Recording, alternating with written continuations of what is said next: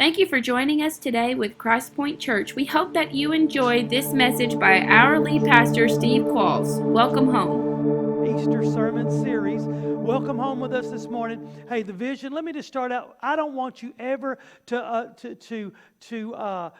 doubt or to wonder about where we are at Christpoint Church. We have a vision statement that wraps up who we are and explains everything. And that vision statement is that we're real people living real lives, serving a real God, and we just tell everyone we see, welcome home.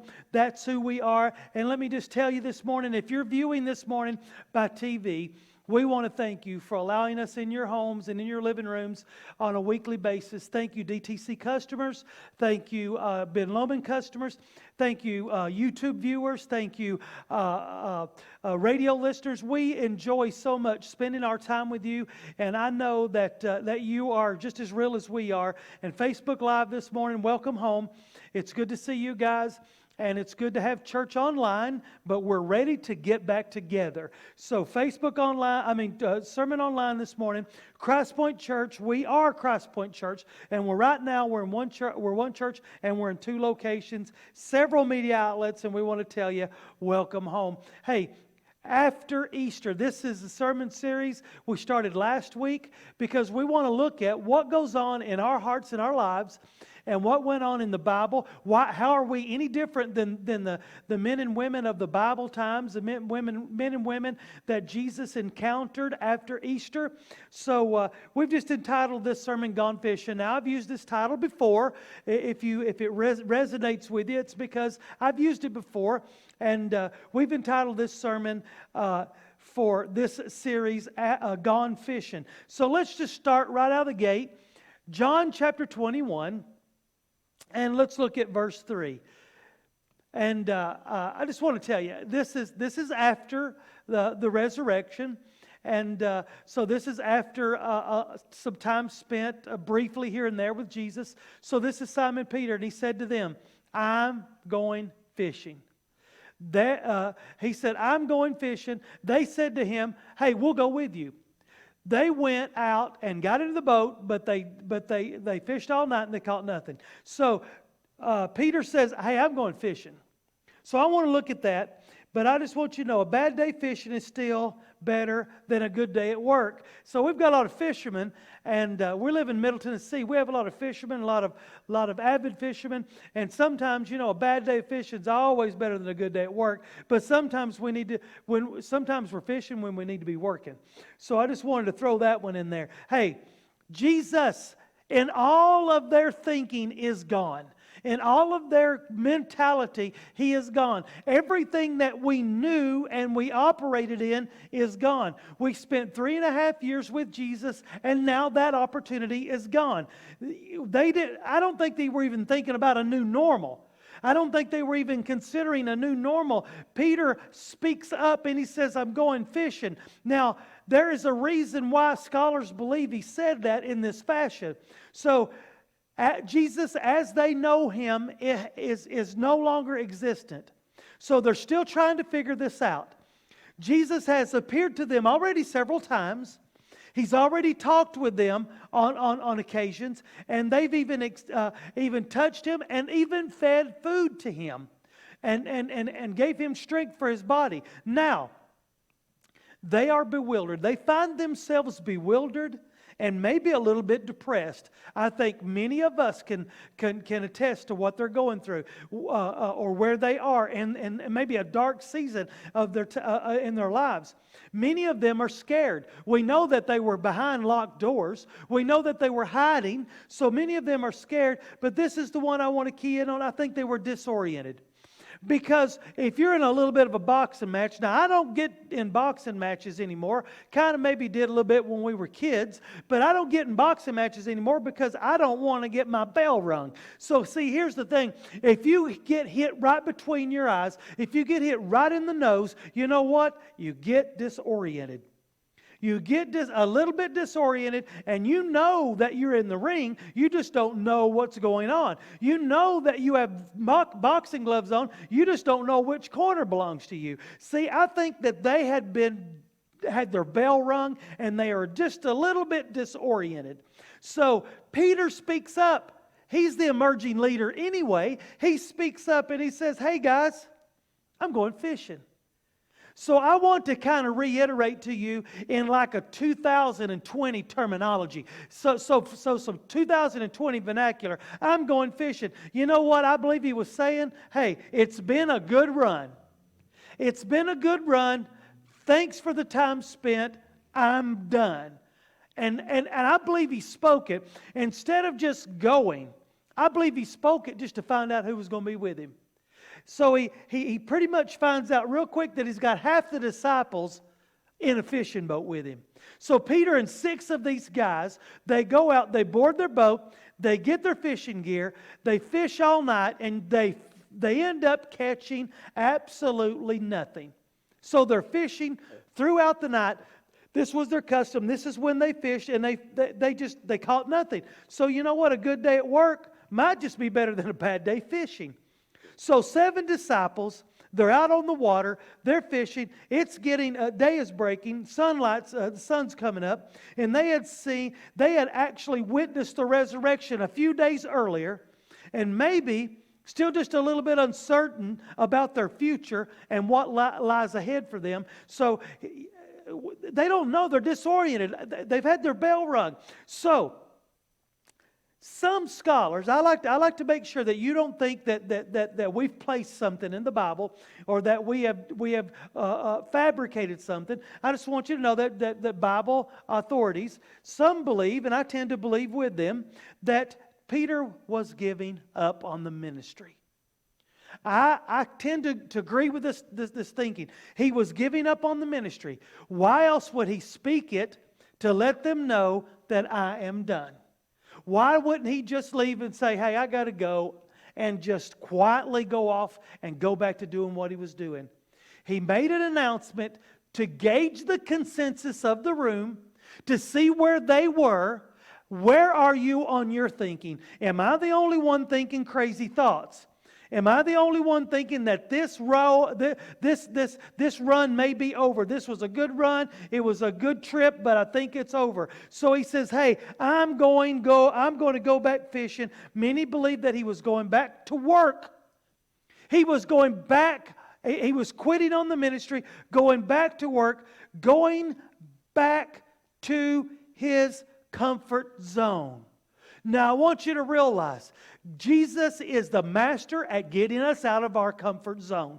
Jesus is the one. If we remain in our comfort zones, very few of us will come to a saving knowledge of Jesus. Because our comfort zones is where we seem to have control. It's where we have false control. So, many believe that he was going back fishing. I think he was too. I think he was comfortable in what used to be. Because I'm going to tell you, it's a lot easier doing something else than maybe the hard thing. It's a lot easier to do the easy thing. It would have been easier on Easter morning to have went live Tina and I going live from our home than it would be to go out in a lightning storm and preach 2 sermons in the parking lot at Smithville. It would have been easier, but we didn't do it that way. We came out of our comfort zone. Everyone in that entire church was working frantically to make this work. We had crews going on behind the scenes. Our worship team had to go inside. It worked.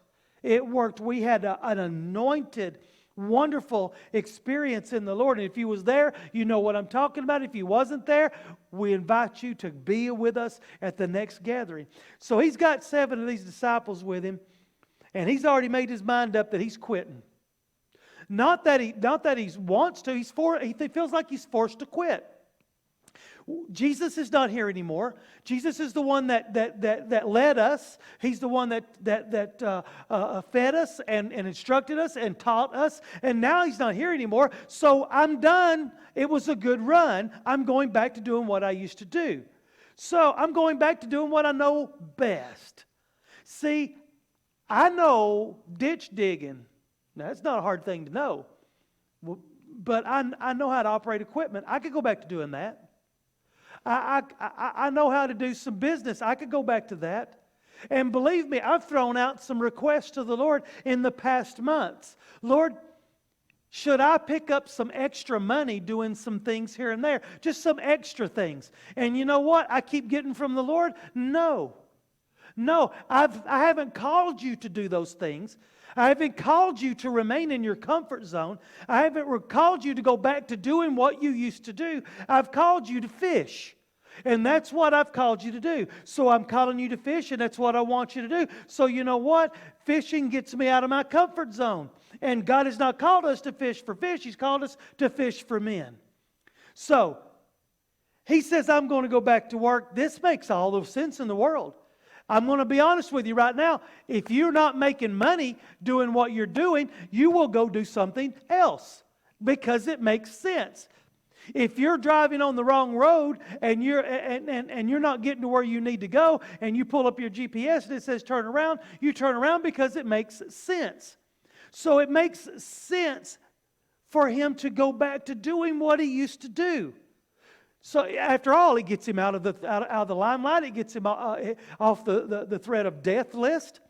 So later in this encounter, Jesus asked Peter. So I want you to know what's going on. They're fishing, and they're not catching anything. And the night is waning, and the morning is coming, and the sun is starting to daybreak is starting to come. Sun's going to be coming up in a little bit. You can see everything lightening up in the sky, and the sky's getting lighter and lighter, and there's a guy standing on the beach. There's never anything wrong with standing on the beach. So there's a guy standing on the beach. And he starts to speak to them, and they're on the water. They're fishing. These guys are skilled fishermen. They don't need somebody telling them how to fish. So, it's like, somebody starts telling them, I'm going to give you an example. Do it differently. Yeah, right, gotcha. So see, Jesus is the man on the beach, starts speaking to them. Later on, when they're on the shore and they're eating their breakfast, Peter has an encounter with Jesus.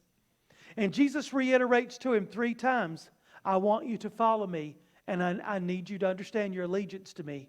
See, Jesus was not asking him for to find out for himself. He was asking him so Peter could discover in himself his allegiance. So he was saying, 3 times he said, look, I need you to understand your allegiance to me. I need you to understand what it means to pick up your cross and follow after me. Peter, I'm reiterating this importance to you. Now remember, Peter was the one that denied him, cursed, and said he didn't know him. So Peter's got an added heaviness upon him. You might remember that the word was given, go tell them that I will see them in Galilee, and tell Peter. So you know what? He made a point to single out Peter. So he had called these men to more than fishing. He had called them to more than their old way of life. He had called them to more than what they used to be. He had called them to be greater. He had called them to do greater. And He was going to empower them to be greater. See, when He calls you, it's because He has something greater in store for you. It's not because He just don't have anything else to do that day. He calls you because He has a great call for you. He has a great mission for you. That's the reason He will move you out of your comfort zone. We are comfortable sitting in the pew and not praying a sinner's prayer. We are comfortable not making our way to the altar to pray, to seek the Lord, to get our need time. We are comfortable not to do that, because to move in the Lord is to come out of our comfort zone. See, He may ask us to do something different than we've ever done before. And probably He will. So let's look at verse 6. Let's look at verse 6. And I want to show you, this is nothing new to you, so I'm just going to reverberate this with you. I want to show you how Jesus says, do it my way. He said to them, the guy on the beach, the guy that was Jesus, that they didn't know it was Jesus just yet. So He says to them, cast your net on the right side of the boat. I love this one. I just love it. Cast your net on the right side of the boat, and you'll find some. Some what? Some fish. Do you realize we have a boat, and we own a boat, and we're fishermen? Why is a dude standing on the beach telling us how to do what we've known to do our whole lives? Sons of Zebedee knew this very well. So they cast it, and now they were not able to haul it in because of the quantity of fish. So, man, there's a big load of fish. So Jesus tells them, basically, hey, do it my way. Do it my way. Try it my way, and let's see if we don't get different results. You've been fishing all night long. You haven't gotten anything. So I'm just going to paint you a picture and just show you a little bit about Peter's mentality and our mentality when we want to quit. I want to quit and go back to doing what I used to do. You know what? You're not going to be successful in what you used to do until you're walking in what you're supposed to do. So Jesus says, look, what you used to do is not working for you anymore. Try it my way. Let me just show you. He tells them cast their nets on the right side. Now, I'm going to be honest with you. What difference does it make? The boat's 6 to 8 feet wide. The net's on the left side. Well, I'm going to do it backward. Okay. The net's on the left side. It drops straight down. Okay, here's the thing. If I pull it up with nothing in it and I drop it on the right side, I'm dropping it in almost the same spot. What difference does it make? See, you've done it all night long the way you think it ought to be done. See, you've been doing it in a fashion that has always been the norm and the comfort zone. Now let's try things my way, Jesus says. And when they put their net on the right side, then they pulled up not one, not a few, not a basket full, but 153 large fish. Peter went crazy. Now, I'm going to show you what Peter does. As immediately as they felt that weightiness, John says, it's the Lord. Peter don't even think anymore about do you realize how much money that was? Holding on, being held in those nets, and Peter cast it all aside, dove his big self right in the water, swam up to the beach and said they can do with what they want with the fish. I'm not here for fishing anymore.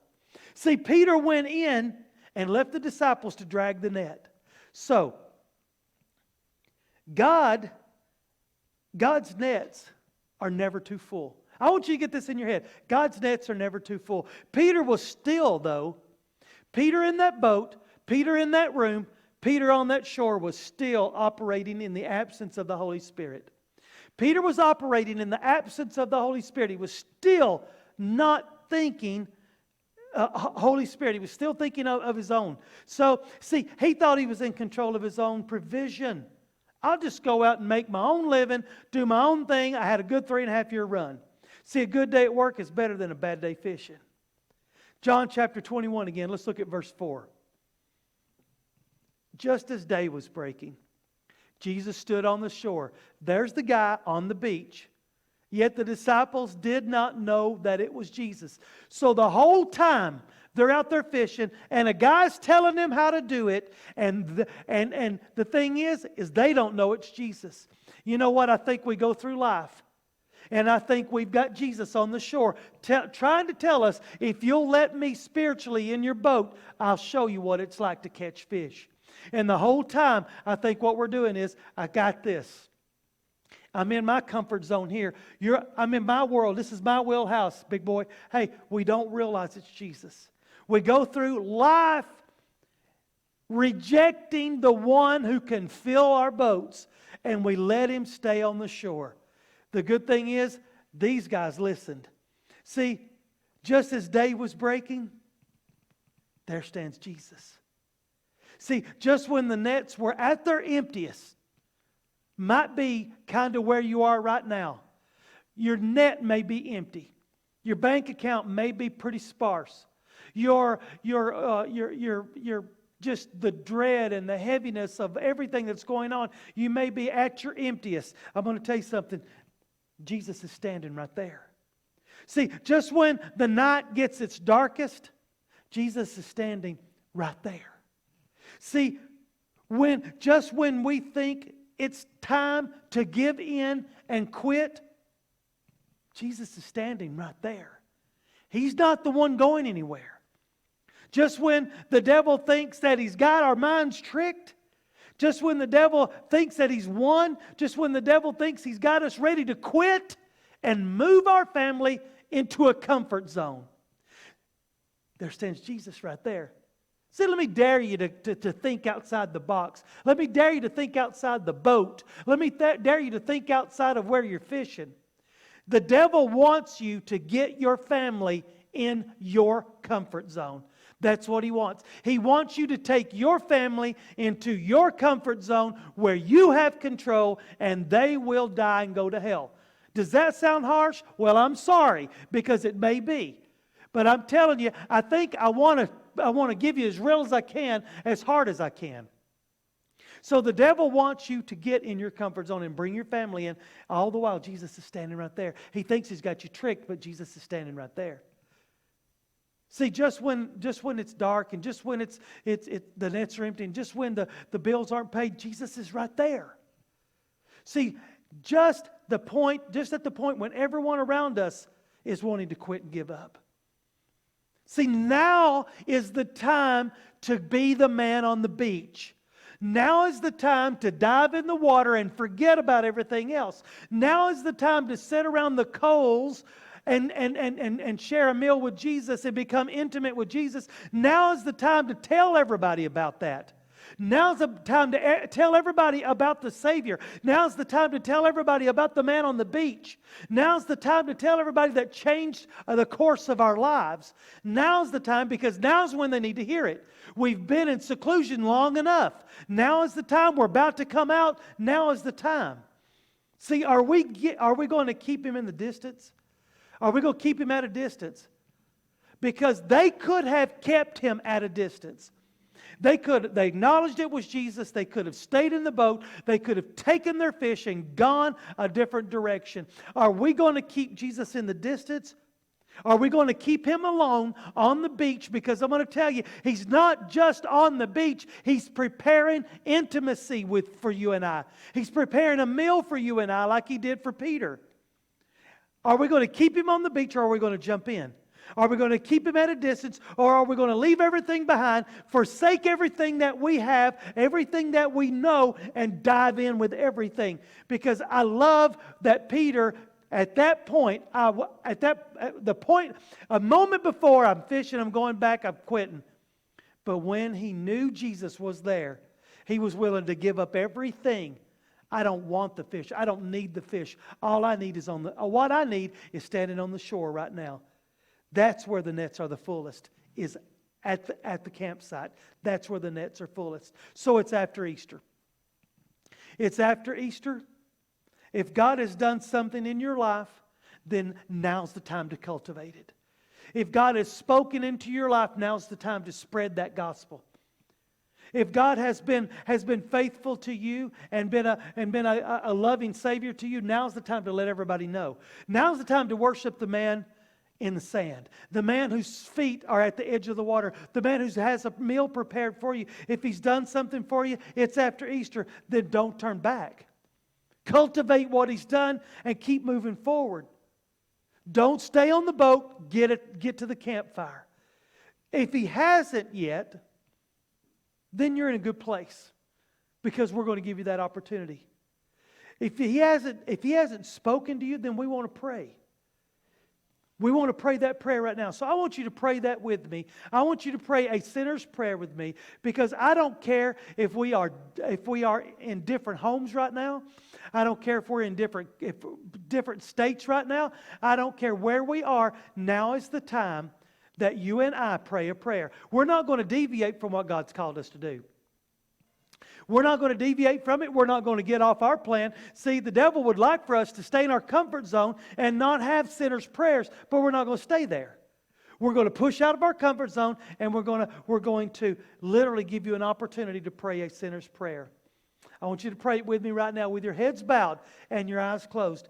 And the prayer is located in the book of Romans. Paul wrote it. God wrote it through Paul himself. And he wrote these words down. He said that if we confess with our mouth and we believe in our heart, because it's with our mouth that we confess, it's with our heart that we believe, and whosoever does that, that person shall be saved. So I want you to pray this with me. Dear Jesus, I pray in a simple prayer. I need to be saved. I need my heart right with you. I need to get out of the boat and onto the shore. And I'm asking you into my heart. I'm repenting of my sins, and I invite you in to forgive me of my sins. And I thank you for the salvation that you've afforded to me today. And I pray that you help me walk this walk. I pray that you keep me by the fire. In your name I pray. Amen. Amen. Now let me just say to you that I'm going to say the words. I haven't said them as I know of yet in anything any sermon. I've probably addressed it several times on Facebook Live, but COVID-19 is something you didn't ask for. And it's been more weeks than what we want. And I just want to challenge you, don't keep the church at a distance. Especially don't keep the Lord at a distance.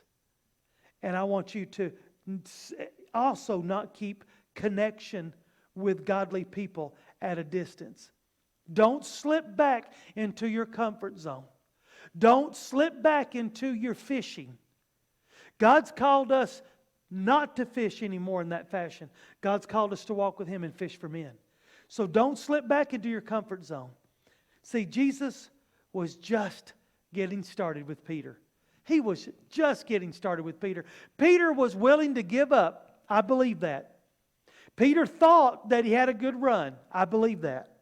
But Jesus was just getting started.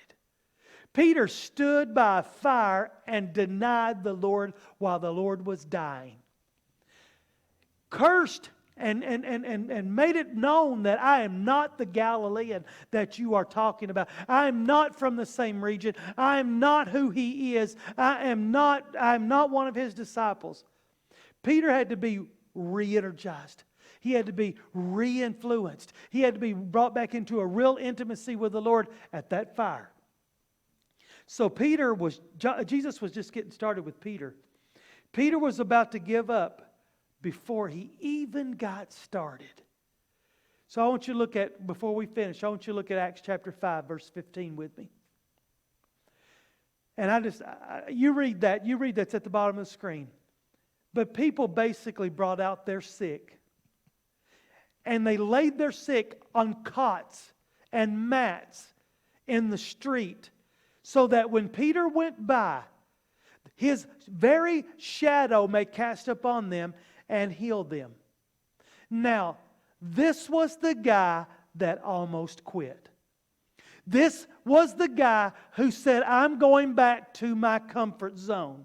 I want you to know, there's very few people that will ever walk in these footsteps. There's very few people that will ever even get a glimmer, including the pastors, the ministers, the holiest of people in society today. There's very few people that will ever walk in these shoes, even for a brief moment. But the man that said, I'm going back to my comfort zone, was the very man that had to step out of his comfort zone and humble himself and let the world know that this is not of me, but the Holy Spirit and the power that I received sitting at that fire that morning eating fish with my Jesus is the power that flows through me and cast those shadows upon those people that they were healed. Hello again, and thank you for tuning in. I pray that today's sermon has spoken to your heart and has ministered to you well. We just want you to know that we have two locations. One at our Sparta campus, our main campus at Sparta on the square in Sparta, and our second campus is at Smithfield behind Ace Hardware.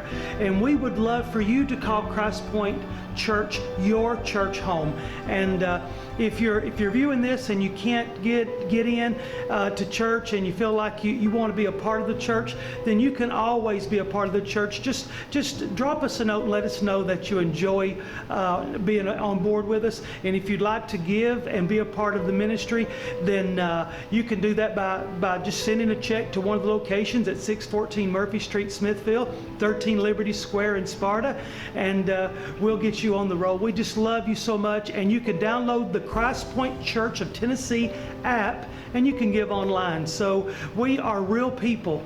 We're living real lives, and we're serving a real God. And we just want to tell everyone, welcome home. We're so glad that you tuned in with us. Welcome home.